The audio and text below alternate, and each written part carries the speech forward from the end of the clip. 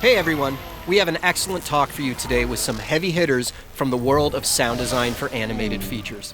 This talk was done in person over at Warner Brothers in Burbank, California. It was really great to get all these people together in one room for this talk.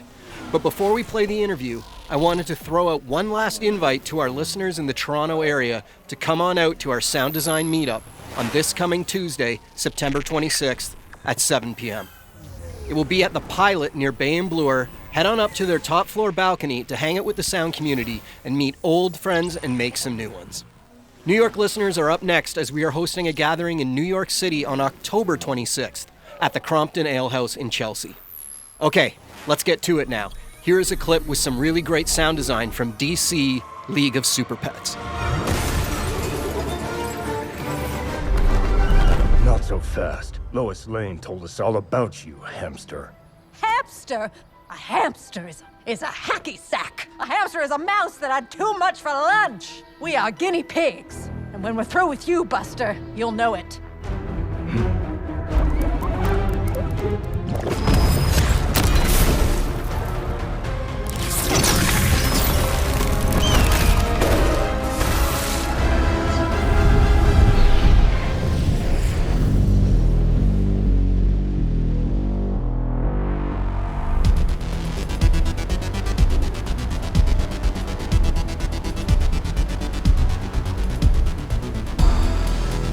You're listening to Tonebenders, the Sound Designers Podcast. Let's do this.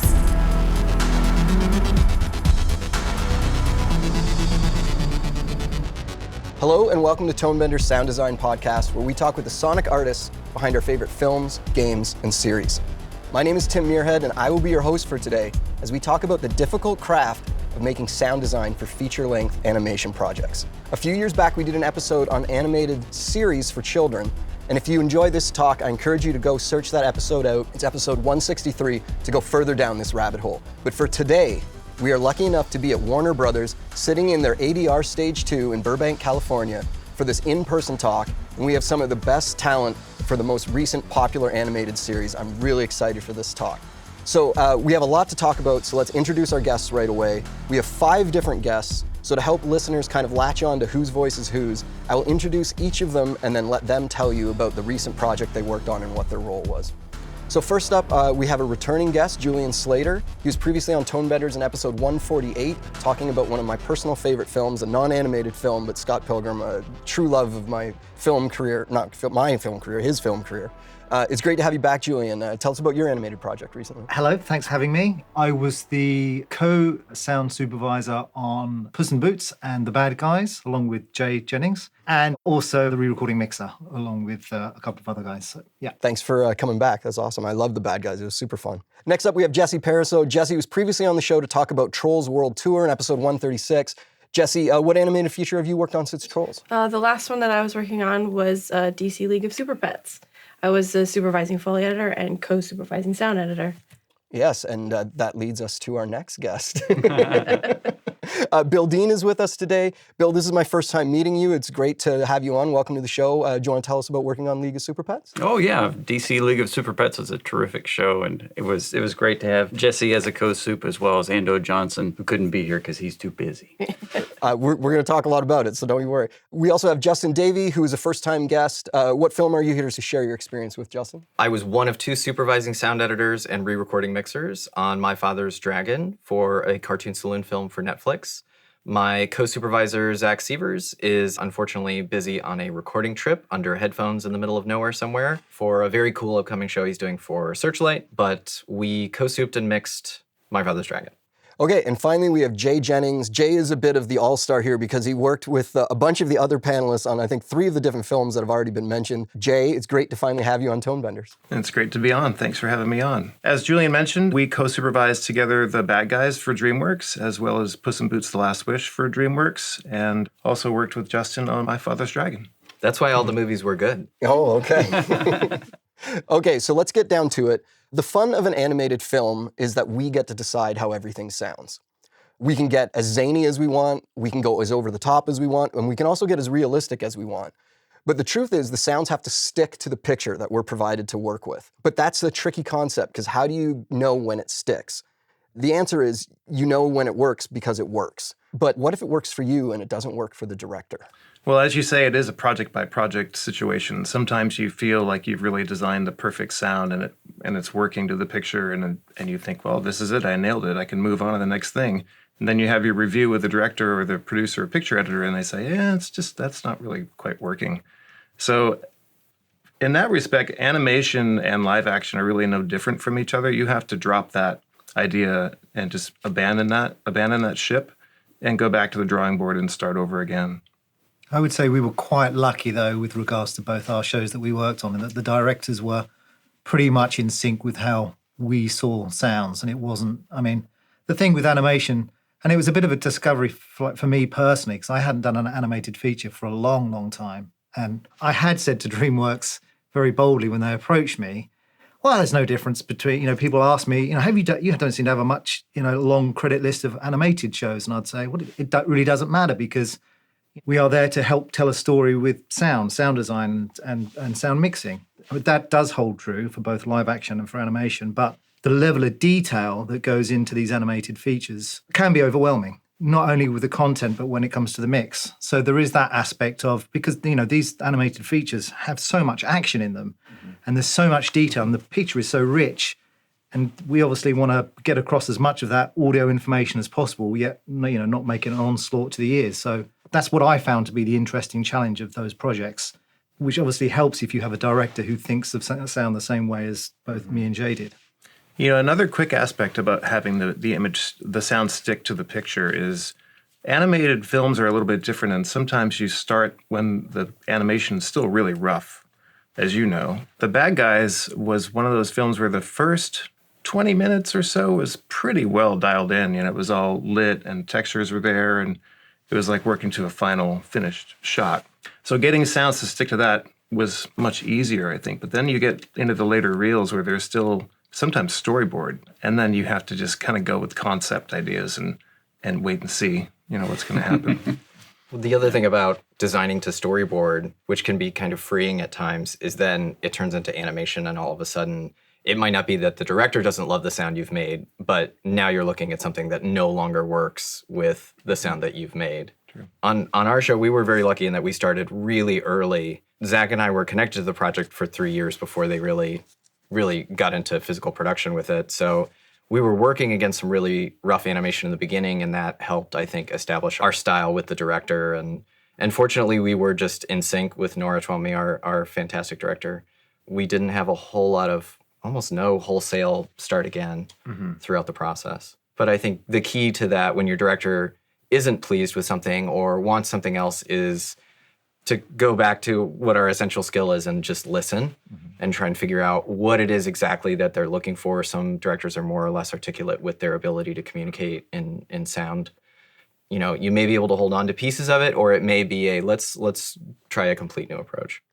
So in League of Super Pets specifically, there are a lot of superpowers going on. It's almost not fair. Like Captain America's got one character going on most of the time. You guys, there's a million different guinea pigs. There's 17 of them that all have their own superpowers, plus all of the main character of the pets, and then all of the actual superheroes. It doesn't sound exactly the same as the live action version. Right.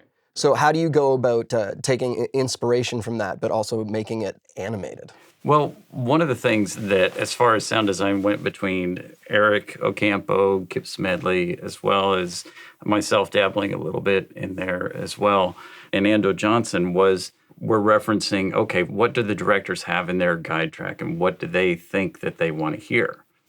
So it's like we kind of build on that. It's like, okay, now they pulled the Richard Donner sound for, the heat vision for Superman. So what, in essence of that, is that what they're pulling from? It's like, okay, there's a steady kind of very sci-fi tone. So, Eric kind of took that idea and was like, they want to have something that's very over the top, that says Superman's superpower, recognizable.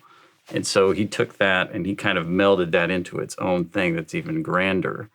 And luckily the directors were like, oh, this is awesome. Okay, great. That's cool. And then some of the other powers that we came up with, Ando had just spent a lot of time working on the Snyder Cut.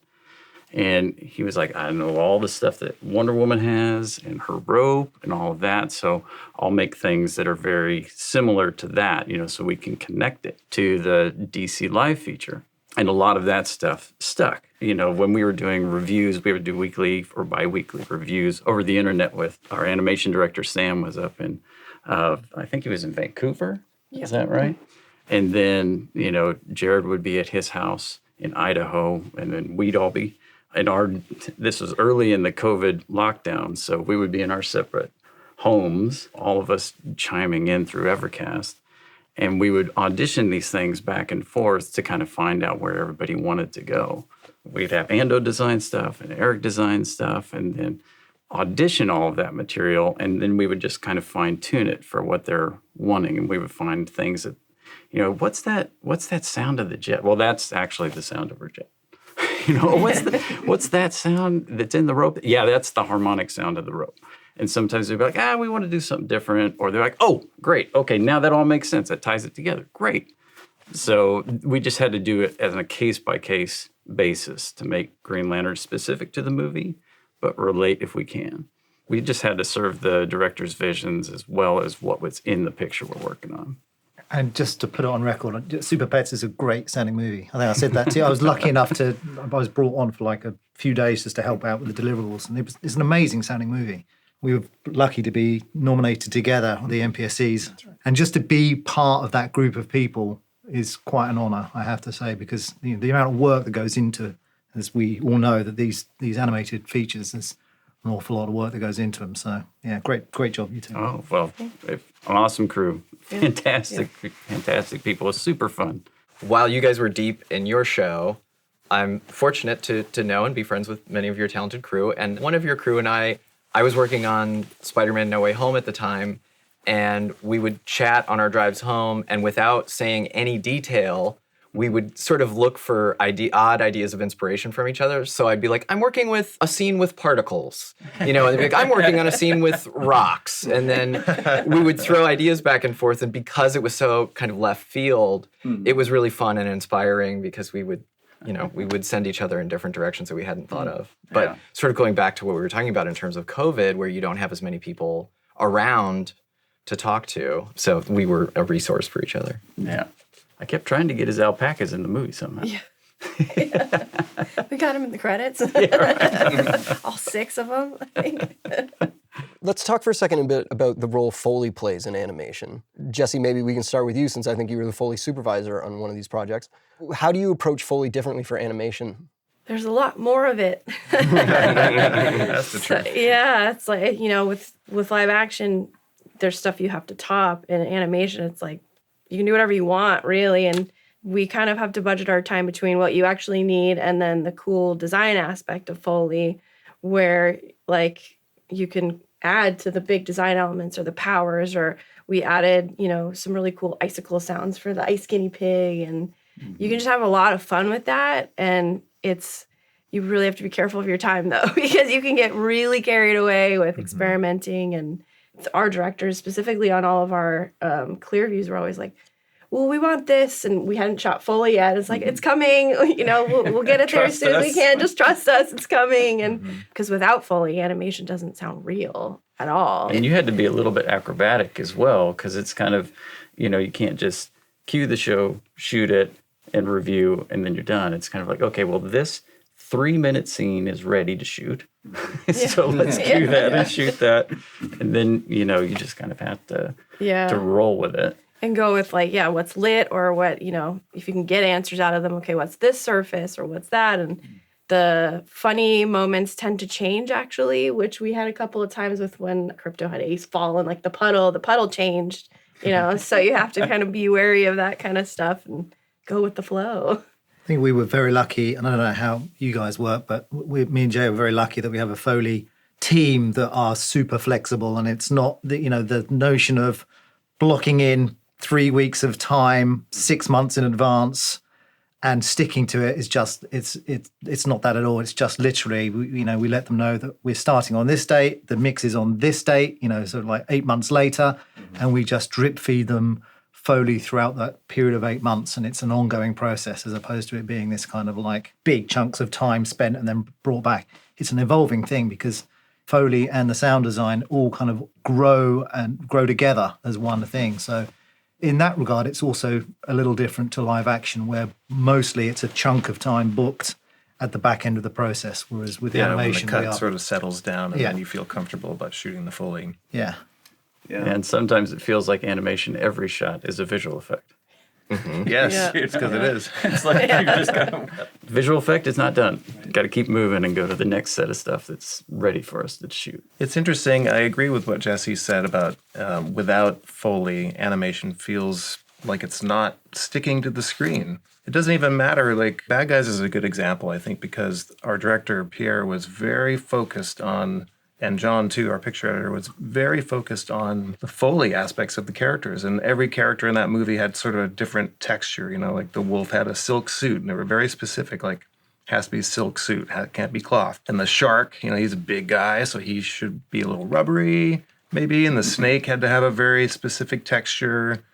Very specific texture. Very that went through a few iterations about dryness, slickness, and so the microscope is really on Foley. Yeah, to the point where I think we were having Foley reviews with them sometimes, and they were like, no, that's not quite right, and that's not quite right.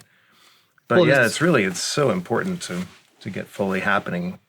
Speaking about the textures, especially in animation, because you can really kind of make it whatever you want. And in My Father's Dragon, we had a variety of animals. Soda the whale, we had to figure out what she sounded like. And on our show, we had a similar process that Julian mentioned, where Zach brought in a Foley company that he had worked with before called Post Red, and they did phenomenal work. And they were willing to experiment with us and work with us. And they were on board throughout the entire process, feeding us new material, feeding us material as the animation was completed.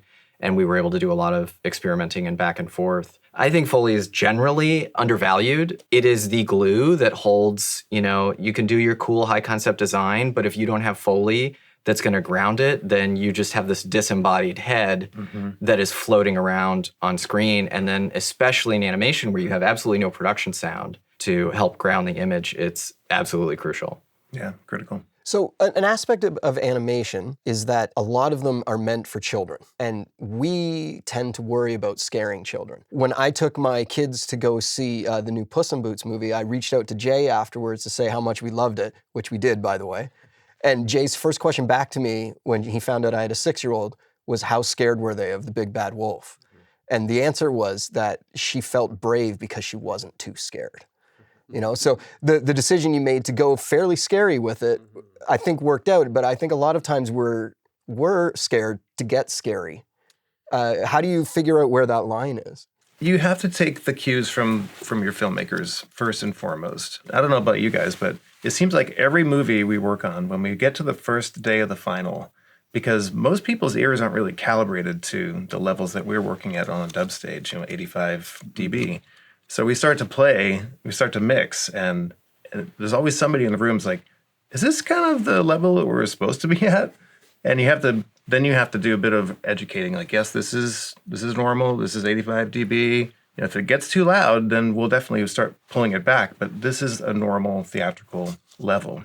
So you have to start there and then take your cues from your filmmakers and you start to read them. If you're mixing a scene like the wolf scene where he fights Puss, I felt like that needed to be bold and strong and an action sequence, not like for little kids, but make it for anybody, make it exciting. Because clearly the image is exciting and the animators went way out of their way to make it super cool. So why should we not do the same thing? I don't recall us ever actually being told to rein it in. No, I don't think so either. With regards to scariness for kids. That's right. But we did have the discussion about it, like, how far can we push this? Yeah. That was a discussion we had, when we were doing the sound design for the wolf. That was all the blades and all the growls and all that, and also in the mix. And they said, like, this needs to be a moment. So, we didn't pull back. We govern Same thing for ourselves. Bad Guys, too. With the action sequences were meant Like their references for that movie were action movies. Like, we want this to sound like an action movie, so let's make it sound like one. And it does. That's what we did. Excellent. It's thank got you. pop and grit and texture and energy. And Yeah, they really wanted that thing to be rocking the theater. I was going to say, I think there's self-governance. We have our own self-governance of it being a pleasant mix and not being egregiously loud. And, but with regards to any cuffs being put on us, it was very open-ended, which I was actually quite surprised about, having not done a feature animated movie for quite some time prior to Bad Guys and never worked with DreamWorks before. It was really not a question of this is for kids, specifically for younger children, so please bear that in mind. They really wanted it to appeal to a broad audience and not just one particular age group. we had a similar directive from Nora, our director on My Father's Dragon. Zach has 2 boys, so his own meter for what's scary to kids, sort of based on their experience. And in preparation for it, I had talked to a few other people who had done bigger movies that would have younger ears listening. Ended up doing none of those things. Nora was very much into just letting it rip and letting it be. I mean, our first design reviews, I was kind of pushing things because I just wanted her to really be able to reach through the design and know everything that was there. And none of that got pulled back because she liked it. She liked the energy of it. She liked the intensity of it. She has a lot of faith in a young audience, I would say correctly so. And there's even 1 or 2 sounds in that film where now I listen to it and I'm like, maybe that's a notch harsh or too loud, but it was fun. Yeah, we started having a conversation about where we were going to steer in terms of intensity, and we went further. On DC Super Pets, we were very cognizant very early on of the range of dynamics. I shouldn't say dynamic range, but the range of dynamics that are tolerated by the Warner Animation Group and things like that. And they definitely didn't want the movie to just be for kids, but they wanted it to be acceptable for kids. And so we kind of reserved our big punch for the big punch. It's like if you've seen the movie, there's a big moment where Crypto the hero basically just obliterates the villain, doesn't kill them, takes all their powers away. We really saved the loudest moment for that. And the rest of the movie is more restrained, but all of the detail still carries through because Tim and Dean, our re-recording mixers, worked really, really hard to maintain the detail, but just to make it not needles in the ears and things like that. And so it's a very pleasant movie to watch. And then when that moment happens, it happens. And it's very quick and it's over and it's like, oh wow. So that was a fun way to approach it because we knew going in, it's like we've got to make this for all of the audiences as far as a decibel sustained level. But that one moment when Crypto wins, it has to right up to the roof. And also just going back to that thing I said earlier about the content, because there is so much action in these movies, it is very easy to kind of let things slip and you start off at, this level here, then go a bit louder and then a bit louder. And before you know it, the mix is starting to get away from you. And with so much action over the course of, most animated movies are 90 minutes, not the 2.5 hours. So a reasonably small amount of time and a lot of action. So there is the potential to let levels run away very easily and quickly. So I think we're all cognizant of that. Right. Julian, as someone who's mixed the Bad Guys and Puss in Boots, as you're saying, there's so much content on screen. Do you ever run into a situation where you've got to make choices on the mix stage? How do you go about that? And does that differ in animation versus live action at all? Or I reserve the right to change my mind at any time before I say this. I think it's the same as live action, whereby you take it on a case-by-case basis. And it's what is important for the story and for the audience at that particular time. And just trying to figure out the best way to make that work, whether it is dropping some sound design, whether it is editing music in some cases, whether it is general levels of things. I mean, there's a bunch of different ways to do that. It's definitely a case-by-case thing, and we all know it as soon as you put the reel up and you everything up. I don't know how you guys were, but I'd like to kind of run the reel with everything up just as a run-through, and we can get a heads up of what the areas that are naturally working and the areas that are not working so naturally. And then you take it as a case-by-case basis. But I think it's pretty clear, even at that stage, that there's an awful lot of content at a particular moment, and these are the areas that are going to require a bit more work than some of the others. The way that editorial is prepped is a huge part of that. Whenever I'm working sound design and prepping editorial, I try to be extremely focused and not do a lot of layering unless layering is, required. But it's usually about how can I find the 1 or 2 or 3 sounds that are really going to make the story go so that you can hit those and then move on to the next thing and kind of stay out of the way of everybody else. Like Puss in Boots, the opening number is a great example of that because it's so music driven, right? It's basically a musical number. You see a lot of stuff happening on the screen, but that doesn't mean that every single one of those things needs a sound. You just want to pick out the few things, like there's a guy that falls on a table in the back. Well, maybe we'll get that guy, just the bottle. Like you don't even need the body fall. Or, Puss does something cool flourish with his sword. So we just hit the little flourish and a couple of musical notes on that and move on to the next thing. So if you can prepare it that way and feel confident about the integrity of the tracks and you've covered enough, well, then you get to the mix, then you know for sure that the sound design is not going to be cluttering because it's just as targeted as it can be. And also, we kind of touched on it earlier. You mentioned about your every 2 weeks doing a review. That's kind of one of the bigger differences I found is the reviewing. On an animated project, the creatives are doing reviews with you on a much more regular basis than on live action. And so by the time you get to that mix stage, pretty much every sound has been signed off. The Foley, the ambiences, everything has been signed off at that point in time by the director and the producers. So we know what the target is, and it's really just a question of the balancing of the levels as opposed to, oh, this sound doesn't work, let's try something else, because by that point, everything has been signed off in triplicate. Why do you think it is that you're doing more reviews with animation? You know what, I just presume it's just how those guys work because they're used to working in that much more kind of microscopic detail.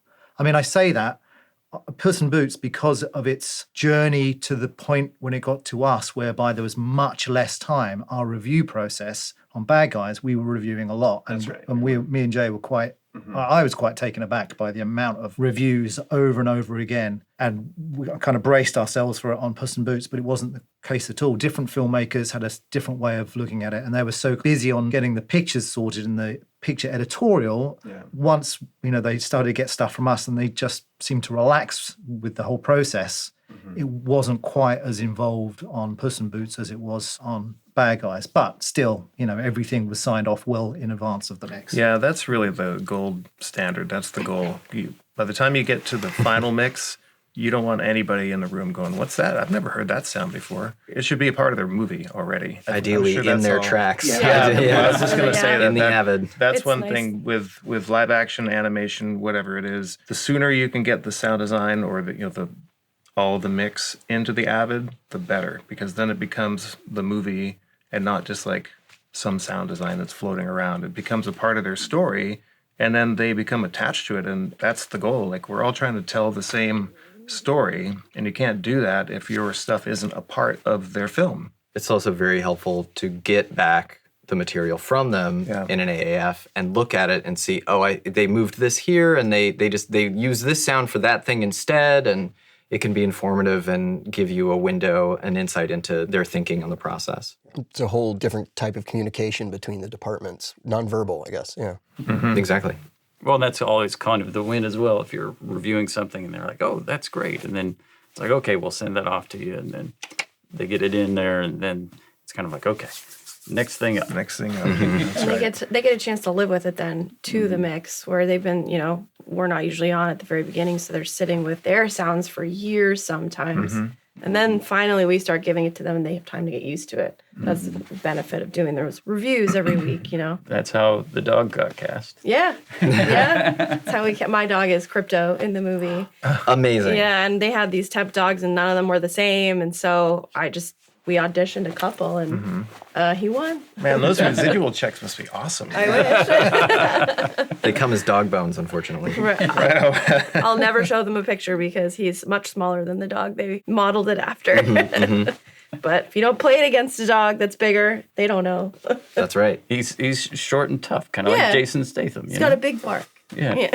Something I find when I'm doing sound for animation, and this is not something I'm proud of, but I'm wondering if any of you have experienced the same thing. I get sometimes like sound miner tunnel hearing, I guess not tunnel vision, where I'm like, this is an animated thing. I have to design something.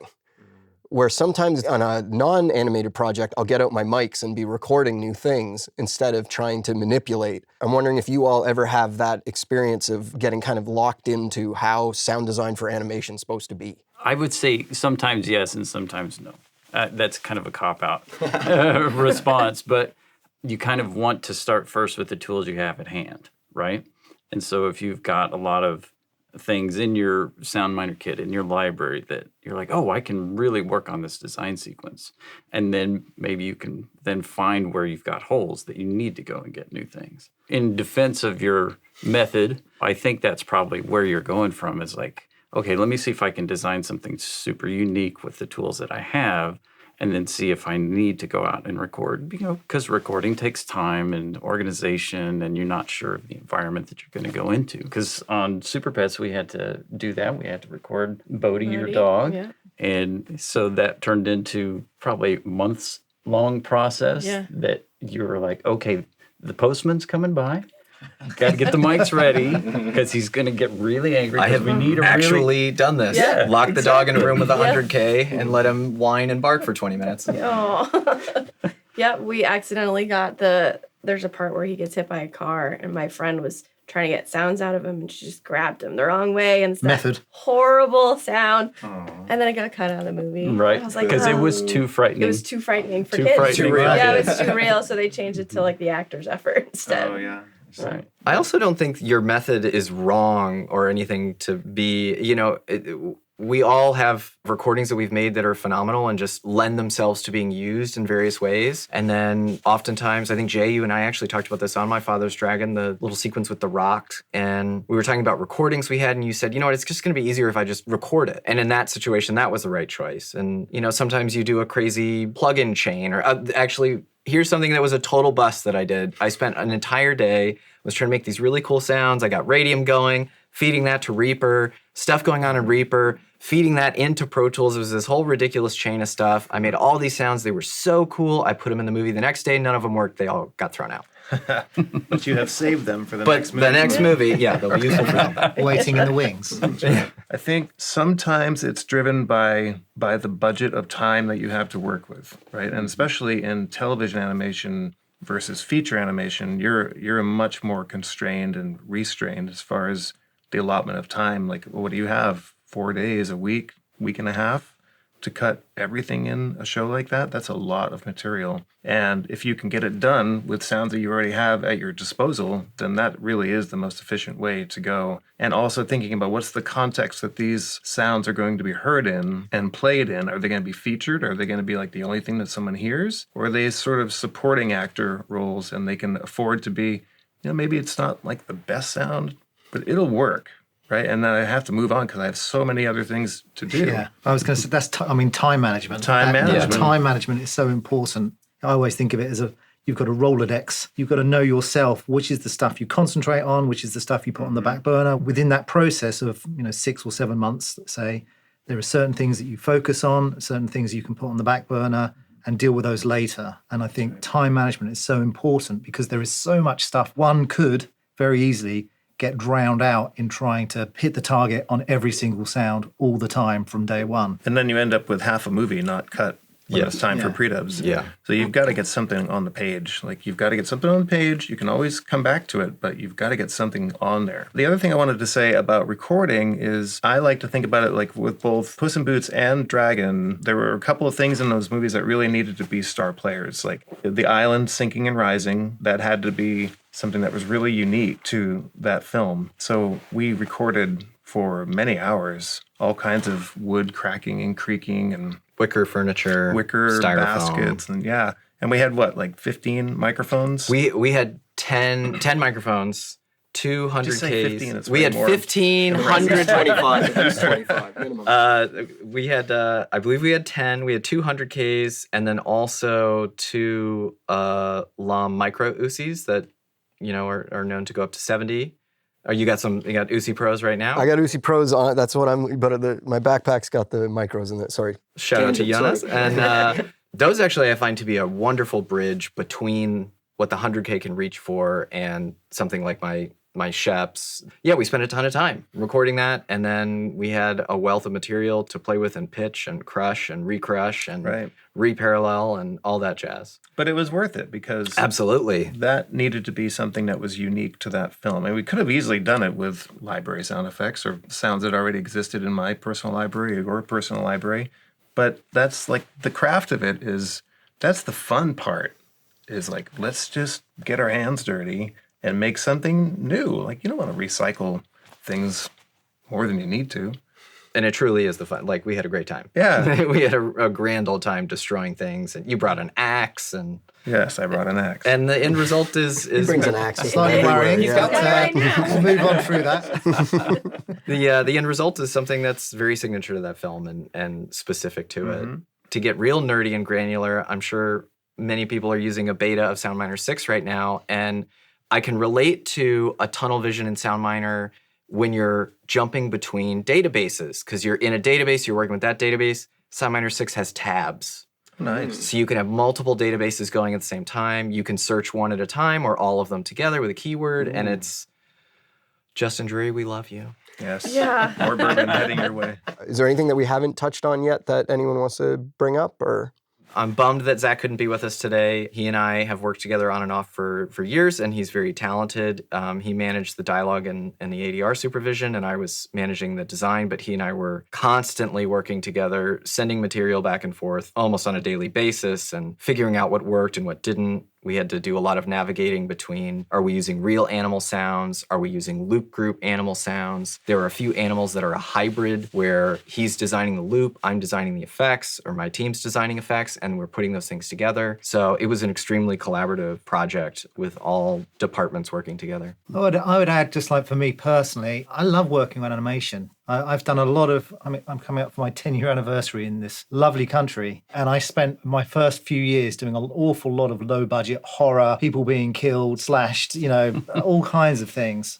And it's great to do stuff that I can show my kids. I mean, my kids are now I've got 12 and 14, so now they're watching the slash stuff. But it's lovely to do stuff that is universally watched. It's great to be working on those scale of movies, these projects that we're all involved with, and also that medium whereby so many people get to see it. It's great. It really is fun to be able to recommend something that you're working on to everyone you know and to all of your family members, regardless of age, experience, or political proclivities. Yeah, taste in films. Yeah, absolutely. Things like that. And it's just like, oh, you should go see this movie. It's terrific. It's because fun. It's a good movie. Yeah. It's just a great story. And that's, I think, really beneficial to what the art form as a whole is doing, is it's continuing to grow. It's continuing to show that it's relevant.